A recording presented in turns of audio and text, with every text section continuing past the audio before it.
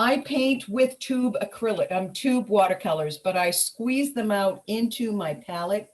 And if you're a beginner watercolor painter, I really recommend that you do that because it's hard to get the right amount of pigment when it's loose out of the tube. It's much easier. This would be considered a pan watercolor, and I do need to fill mine in. As far as brushes, typically watercolor brushes are an acrylic brush or a sable brush. Sable is wonderful because it wicks really well. It will carry a lot of water and pigment, but it's very, very soft. So I use a sable synthetic blend, and the one that I've been using is from Cheap Joe's, and it's called the Dream Catcher. Synthetic sable or a synthetic sable blend. You would want to have a couple of rounds and a flat. Another brush that I use a lot is called a script liner. If you have a rigger brush, that's pretty much the same thing.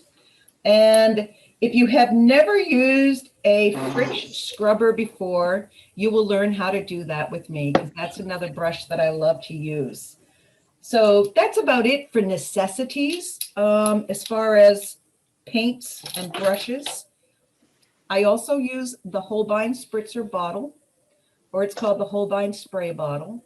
And I would recommend you pick one of these up if you don't have it. They're $3 or $4. Sometimes we use masking fluid, and the masking fluid that I like to use is called PBO drawing gum. I like it because I can see where I've put it on my paper because it's kind of a bluish color. And then when it dries, it gets a little more gray. So if you don't have that, you might want to pick up some masking fluid. This is a mask remover. It's really filthy, but it still does the job. You can get one of those, or you can use your finger.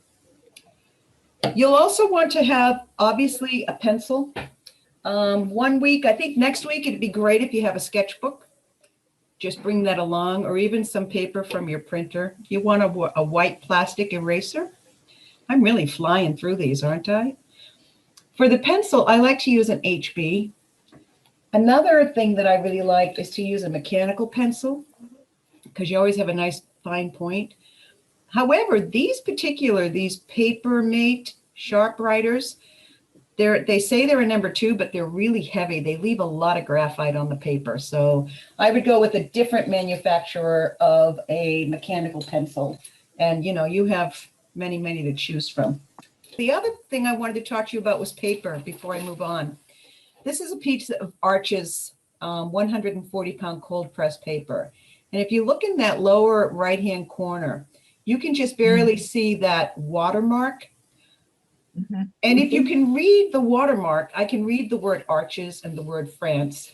That's the front of the paper.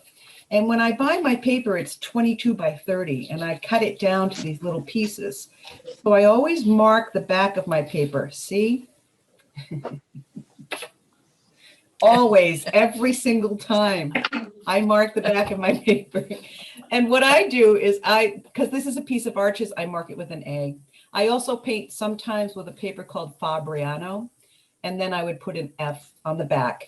So typically I'm very careful because it can be challenging to paint on the back of some watercolor papers. There is a difference.